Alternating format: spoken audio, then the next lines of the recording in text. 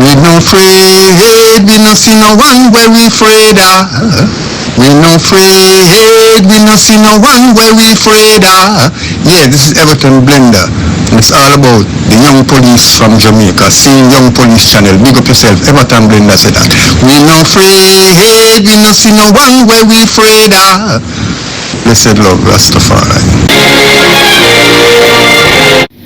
Yes, welcome to the Jamaica Young Police Channel. To our loyal viewers and subscribers, at the channel we are a group of law-abiding citizens who believe in the rule of law and respect the rights of every citizen, but not the ones who do not subscribe to such behavior. We do believe in and support preemptive strikes because it saves lives. That is a logical conclusion because preemptive strikes save lives and prevent the further loss of lives. We are all about saving lives on this channel. We at this channel aid criminals, their financiers, their supporters, enablers, and the likes with a passion, and we do not want them over here. Yes, let us repeat ourselves. We do not want any criminal supporters over here. Please, we do not want your views, your subscriptions, your likes, or your comments. Please go elsewhere where the red carpet is waiting for you. Over here, we want you, the criminal supporters, enablers, financiers, and all the likes, to go to prison or madness. Let's repeat myself. We at the Jamaica Young Police Channel, we do not want the criminal supporters and their circle over here. We want you to go to prison or madness. Moving on to our video. Yes, as we have stated before, and I'll say again, anytime we are starting a video, always look at your LCD. So you're looking at right now, you're looking at a man. Yeah, man, his name is Andre Killy De Souza. And if you know what Killy mean, that means this is a man who kill. Yeah, man, he does killings for a living, and he's proud of it. So here's another Jamaican general. Yeah, man, he's a general in Jamaicans' eyes because he's a killer. A known criminal was sentenced in TCI for felonies. And those of you who do not know what TCI mean, you have to continue to watch the channel to know the meaning, the acronym, what's the meaning of TCI. As we said before, we do not want certain kind of people over here, criminal-minded people, dirty bunglers, and the likes. Yeah, over here, it's law-abiding citizens. We're not begging any friends, and we don't want any new friends. Any friends are most people against people like this man. We hate criminals with a passion. We know that in Jamaica, for you to be popular, you have to stew between the lines, be careful of whose feelings you hurt, and you have to straddle it. No, we know that. We are telling you a real mama papa truth. For too long, Jamaicans have been spoon-fed with lies. And we have a criminal organization in Jamaica called the PMP LGBTQ+, that they will never denounce criminality. That's all they do, create criminals. So here's a man, another Jamaican, criminal. All Jamaica do is export. Majority of the export of humans are empty corpse. And these are depraved mind people. Just look at them. From the way they dress in a certain way, you know that that they are criminal minded people. These are not people that come into your country to build it. They are coming there to destroy it. So you have to keep them out. Let them stay in the criminal's paradise like hogs and eat each other. Because the only thing that they know to do is destroy. And once you speak about these people, then you are labeled as bad mind and jealous. I am not jealous. I could never be jealous of living like a criminal. Because criminals must live in fear of losing their lives and not the law-abiding citizens. Yes. So we do not like people like him, like Andre Killy De Souza, and we don't care what people want to say because this is just us. So Jamaica, whether or not you want to believe Jamaica is a criminal paradise in the Caribbean Sea, and the rise and fall of Killy. Yeah, man. So before we dive into the tragic tale of one of Jamaica's most infamous criminals, convicted of heinous crimes abroad, let's take a hard look at the dark underbelly of the island itself. Jamaican island paradise, known for its beaches, reggae music, and vibrant culture, has earned another title that casts a long shadow. the criminals' paradise of the Caribbean. It is a place where criminality thrives in the cracks of society, where lawlessness is not just tolerated but often celebrated and even revered. There's no shortage of criminals in Jamaica. In fact, many have made it their home. Some born there, others drawn by the promise of anonymity, opportunities for illicit trades, and the shelter of a system that often turns a blind eye. You know how many foreigners we have in Jamaica we wanted? Anytime a man wanted in the world, just look at Jamaica. Jamaica is a criminal's paradise. You see, all one time the man look for a man for 50 years. You know where him live? Jamaica right in a plain sight. The man police all friend. And American FBI say, wait. So this guy there Jamaica for 50 years and him wanted. No, I just saw it go. Jamaica is a criminal's paradise. Criminals in Jamaica don't just survive, they flourish. They export their violence, their weapons and their drugs to foreign lands, spreading chaos across the globe.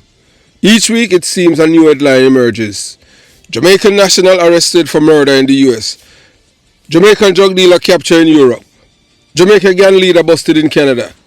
And while the Jamaican authority may do their best to maintain some semblance of order, the undeniable truth is that the island has become a hotbed of crime. A place where the law often seems like a mere suggestion, not a mandate, because you have a party when you're in the PMP LGBTQ plus criminal organization. All they does is breed criminals like chinks, bed bugs. And nobody can tell me nothing because I am from the belly of the beast and that's all they have done. It's only two of us left. Everyone else who have been killed were criminals, living a life of criminal, except one, Skellion. Skellion used to be around Willie Agat and he wasn't a bad man. He died from natural causes. Everyone else were killed either by police or gunmen because they were criminals themselves. Two of us left. So when I am beating the drum against criminality, this is personal. Why would I want to support? Why? Because my life is better. I must allow other people to venture down the path of destruction. Whilst you have this political party who claim that them love black people when they are the ones who have been destroying them for decades. And you telling me that I'm a Labourite? I am a patriot. And if I'm a Labourite, I am a patriot too. I'm to support a party that support the demise of my own people. Killing another human being is taking a life. For what? For what? For power? Because you want people to fear you? You're not God. That's why we denounce them. That's why we said criminals must live in fear of losing their lives and not the law-abiding citizen. Some of them go to New York and they kill all 4 people. And then them deport them. All them think there is madness. Liberalism is a madness, is a disease. Our man for kill 4 people, kill a little pitney, and then they deport them. No man, that's why you have to live in a red state where them pop them neck. Choose where you live in America. Well, I tell you that. So, it is the story of Andre Killy D'Souza, a man whose very name conjures image of blood, violence, and a life living in the shadows of Jamaican society. Killy is no stranger to the underworld. In fact, he practically defined it, carving out his own space in the criminal hierarchy with the same brutal tenacity that so many before him had used. He's proud. He's a proud product of Jamaica's criminal culture, where the lines between right and wrong blur, where crime isn't just an option, it's often a way of life. And if you look at jail in Jamaica or kill somebody, nobody has no respect for you. And then you have a criminal organization in the PMP they are the one who have destroyed the people's mind in Jamaica. As they look at the last PMP conference, I will know that we know say Jamaican people them love criminality. That's why I don't want them around me. I don't want them around me. These people wear them orange, dirty bungles, corrubuncles. They are the worst in Jamaican society. These are not people who have conscience or decency. These are people who are supposed to live in pig pen, hog style with hogs. Because they're not human beings, they're empty corpse with breath in their body. Can't think because their minds have been insulated from the truth and decency. These are criminal-minded people. That's why they must keep them out of their country. What these countries must do, make sure that these people can read and write to come in them. Because most of them can't read and write. Or even some of them can't barely spell them name. Or even sign it. These are the people who are the problems. 98% of the people who are in prisons of Jamaican descent around the world and in Jamaica are from PMP, LGBTQ plus criminal organization communities. It's the same thing with the Democrats in America. That's why Donald Trump won. Every time you look on the evening news, you see all these people raiding store and thieving out the people them things and nothing. A slap on the wrist. Who wants to live in a lawless society? No one. Sometimes you have to get criminal for raiding the criminal them. So when foreign cops ask him about his criminal background, he proudly flaunt his Jamaican street reputation. Yeah, man. With himself, yeah. It wasn't just crimes that made Killy notorious. It was his mentality, his self-assured arrogance. And him say he didn't even flinch when they pressed him. You know, he said with a smirk, "You'll find my name echoing down the alleys of Jamaica. We take care of our own." And in his own mind, Killy was not just a criminal. He was a symbol of Jamaican defiance, a product of a society where power and fear are currency. But while Killy may have believed he was untouchable, the world was about to see how fragile that illusion was. So this brings us to another darker part of this story. Sir Porter, a name that resonates deeply in the Jamaican criminal discourse. Sir Porter is a figure who has become known for his fierce criticism of Jamaican criminals, especially those who have found fame in the music industry. He isn't just a YouTuber. He's a self-proclaimed defender of Jamaica, someone who believes that the country's cultural heroes have been overshadowed by the glorification of criminals. On his channel, Sir Porter rails against likes like Dirty Bungle Q, a convicted murderer and robber, a man with a dark legacy who made a name for himself by committing violent crimes in both Jamaica and United States. Dirty Bungle Q wasn't just another street thug. He was a part of a criminal dynasty, born into a family where crime ran deep like a river with no end. His mother was as steep in criminality as he was, and together they left a trail of destruction. They were cold, unrepentant killers with no remorse for the lives they took. 2 murders were linked to Dirty Bungle Q, one in Jamaica and another one in US. And maybe many more that he haven't spoken about. And despite the damage he had caused, despite the damage that this man has caused, he remained indifferent, showing no remorse, no regret. To Sir Porter, this was a bridge too far. He couldn't understand how anyone could look up to someone so devoid of human decency. But Sir Porter's hatred for criminals wasn't just reserved for people like Dirty Bungle Q. He had an intense disdain for those who in his eyes were traitors to Jamaica, individuals who sought to corrupt the nation's youth to spread the gospel of violence and lawlessness, all while hiding behind a mask of false righteousness. So some people, claim that them are patriot, patriot, in which I saw them, the likes of Sir P at Politics Watch, as nothing more than a charlatan, a traitor, a scammer, praying at the people who believe in him. Sir P, in Sir Porter's view, wasn't a true advocate for change. He was a man who used the people's blind trust to further his own agenda, betraying the very people who had supported him for years. To Sir Porter, people like Sir P was just as dangerous as a criminal themselves, deceiver who thrive on misinformation and division. We have seen where a white, big belly man who born in England, and we had revealed that this man is in fact not a Jamaican, and this man deafening silence speak volumes. And when we speak now, we are the bad mind one. We are defend Jamaica. This is like a man, you as a black man leave from Jamaica and go to England, and I try to become Prime Minister of England, and no white people now say nothing. You have to show no birth certificate say you're born in England or nothing. And everybody rally behind it because of money, licky and traitor. You think so the white people them in England that go for that? I'm going to Jamaica because that's where you find the traitors. Money! Oh my God. Hey, look here. As I said before, I can't be bought. I can't be bought. I don't care about numbers or popularity.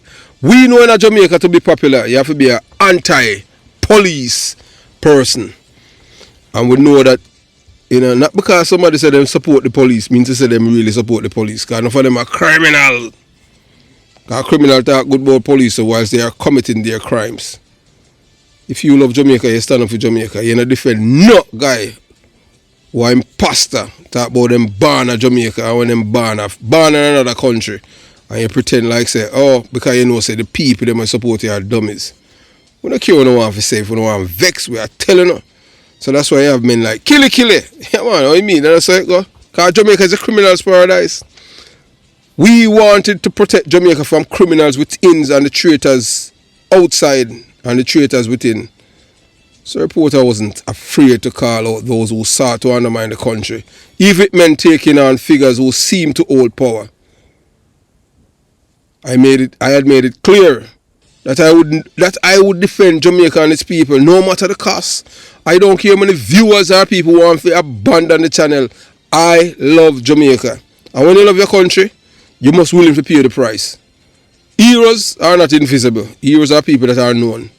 One time them can't kill me. Mark Golding and him friend them, you can try. One time you can't kill me. But make sure in time when you come, you have an ID to notify when the next of kin. Because look here, one shot, one kill. That's a promise. I don't talk about things that I have done in my past as a police officer. No, I don't talk about that. As some dummies love boast about things. Only fools does. Life is precious. But some life have no worth. When you have to defend yourself from murderers, from killers, you have to take the necessary actions. Sometimes, most of the time, preemptive strikes save lives. Yeah, and we do believe in it. But all of this would soon lead to a clash of worlds as Killy made his way through the justice system in the Turks and Caicos Islands. Having been arrested on charge of gun possession and immigration violation, Sir Porter's voice grew louder in the background. The story of Killy wasn't just a tale of one man's downfall. It was a reflection of Jamaica's broader criminal problem, a problem that continued to spread across the globe with individuals like Killy, an ambassador of violent, lawless culture that infects the islands and its people. So in the end, Killy was convicted of serious crimes, sentenced to prison and hopefully he'll be deported back to Jamaica after serving his time. But while his criminal empire crumbled, the larger problem remained. For every Killy that was caught, another would rise, fuel the same toxic culture. And men like Sir Porter, the fight was far from over. I would continue to call out those who glorify criminals and betray the nation, hoping that one day the people of Jamaica would wake up and realize that the island could never truly move forward until we dealt with its darkest reality. So if I look here, whether or not you know if I believe it, we have two political parties in Jamaica. One of them is a criminal organization. If the criminal organization is not willing to work with the Jamaica Labour Party, Jamaica is going to be doomed. Because you have one who wants to burn it down to the ground, forget power. If you go in there and thief, as them always do, the PMP, LGBTQ plus criminal, is a criminal organization. All them do is thief. And one of the worst things happening in the 21st century is that killing of Douglas Chambers, in which no one has been accountable for that crime. When we say no one, we are talking about the people, them who thief the billions, them. We are talking about the DJ, when he lit on fire, the Rasta man. He was there when they were planning to kill Douglas Chambers. In him studio. Yes. This youth, when he stammer, the man that had the Rear Admiral, Courtney Samuels, he was there too, when they planned to kill Douglas Chambers. And the police attacked with him. I will soon come back to him. Boy, may I tell you, in the world of Jamaican criminals, new names hold the kind of weight that Killy does. His reputation is as fierce as it's infamous. A man who earned his moniker not through some fanciful myth, but through the blood-soaked legacy carved across the Caribbean. Born and raised in the gritty streets of Kingston, Killy quickly rose to the top of the criminal underworld. His rise fueled ruthlessness, cunning and a deep connection to the violent ebb. and flood the streets. But while many in Jamaica feared him, it was not just his criminal activities that made him notorious. Killy, like many Jamaican generals, yeah man, was a figurehead of a far-reaching network. I saw them call them, man, generals who never served in the army. Yeah, I'm a G, I'm a dog, I'm a Don, I'm a general. Me know the guy called me a general. Me serving in the military, but I wasn't a general. General is the people who earn that title in the military. So his reach extend across islands, and his influence spread like a shadow across the borders. By the time he found himself in the Turks and Caicos Islands, his name already etched in the annals of criminal history. However, it wasn't just his notoriety that brought him to the attention of the law enforcement in TCI. It was the ongoing battle between him and the authorities that escalated over time. The story take a turn when Killy, a man whose name was whispered with fear, was sentenced in the TCI for a range of felonies. For a man like him, who had danced with death more times than he could count, being locked up in a foreign land was a shock.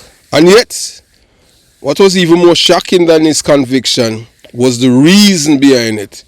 The whispers in the street said the case wasn't just about the crime he committed. It was about something deeper, something more insidious. Some argue that his sentence was no coincidence. There were those who spoke about the simmering resentment toward Jamaicans that brewed in certain corners of TCI. So the people that in like Turks and Caicos Island, look here, there are some Jamaicans. I can tell you this and I say it already. You have to keep them out of the country. These people are coming to your country. Destroy it. These are not people that build. They destroy. Just like when them do a Trinidad and Tobago. Just like when them do a Barbados. Them come in your country and turn it upside down for destroy it. Jamaica has been exporting criminals to other countries for decades. And it's time for UNO to stop. Accept them. Send them back. Jamaica is a criminal's paradise. You have a party in Jamaica named the PMP LGBTQ plus criminal organization. They are the ones that have been exporting criminals and destroying black people. They have all of the garrisons, all of the mass murders happening in their communities because these people lack decency, they lack ethics, they lack morality, they lack humanity. These are some violent, evil and wicked people. We are telling you that. The island's fragile relationship with its larger Caribbean neighbor had been tested before, and Killy was now a pawn in a game of regional politics in a country like the TSI, where presence of Jamaican nationals is undeniable and where many Jamaicans have sought better opportunities. Tension simmered beneath this surface. Keep them out of the country if you want a better country. Anyone let them in, them all mash it up. Them mash up Jamaica and them all come with them same criminal culture from the PMP LGBTQ plus criminal organization communities. Where I'm from, I told we left everybody else dead. That's why we are telling them to keep them out. Keep out the artists them promote violence, killing. Don't let them come in the country to come perform. Let them stay on YouTube. Don't give them a platform to spread them filth that destroy the youths, their minds. To the authorities, he represents everything they despise. A man who had made a fortune through illicit means. A man whose hands are stained with blood and whose network spread like a cancer in their community. But to some, this wasn't just about crime. It was about a battle against an outsider. An outsider who had somehow slipped through the cracks, infiltrated their territory, and building his empire right under their noses. The narrative that took roots in some circle was that Killy's conviction wasn't simply due to criminals' actions. It was also due to the fact that he was Jamaican. There was a perception that the legal system had been too lenient on him because of his heritage. Critics point to the fact that some local figures had failed to act sooner or with more severity, leading many to believe that Killy had been shielded by the Jamaican community's own influence. We're telling us that anywhere them go, them create right now in America. You have a boy who did want for 3 years for double murder in America, and them have him up in New Jersey. Jamaican, how them not lock them up?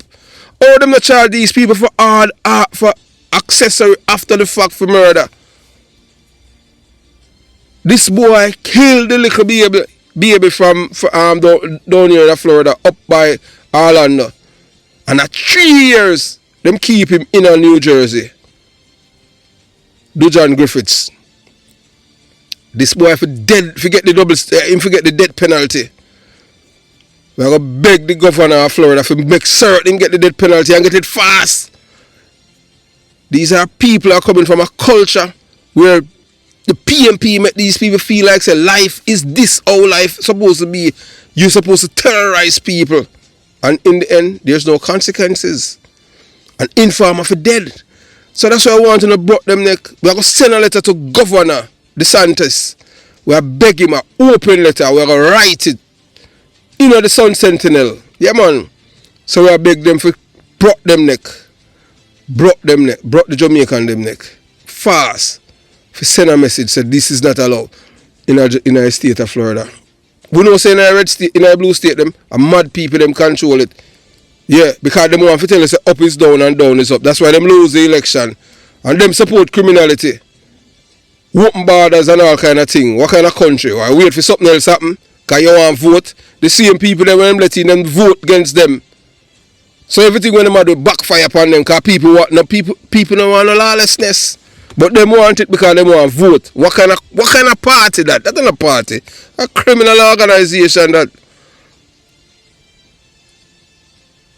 The more Killy try to fight the charges, the more the islanders are evil. Some of his own countrymen turn against him. It wasn't just about the crimes anymore. It became about identity, about belonging, and about the unspoken tension between the islands. His defense was clear. He was a product of his environment, a man who was forced to adapt and survive in a world where the odds were stacked against him. But the prosecution, he was an outsider who threatened the fragile peace of their society, a man whose presence in their land was nothing more than an invasion of crime. Killy found himself in a foreign courtroom facing a sentence that was a combination of a year of hostilities both towards him and an individual and towards the larger Jamaican community that he represents. The general, who had once been a force to be reckoned with in Jamaica, now stood on trial, not just for his felonies, but for the deep-seated animosity and hatred that many had for Jamaicans like him, and rightfully so. As he was escorted away, his face hardened in a glaze coal. One thing was clear, this wasn't just the end of a criminal reign. It was a stark reminder of the tension between the Jamaican people and the wider Caribbean.